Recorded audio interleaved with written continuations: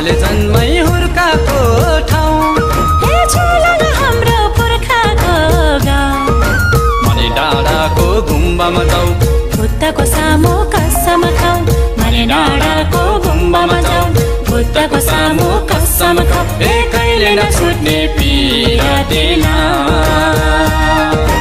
अम्माले जन्मै हुर्काको ठाउँ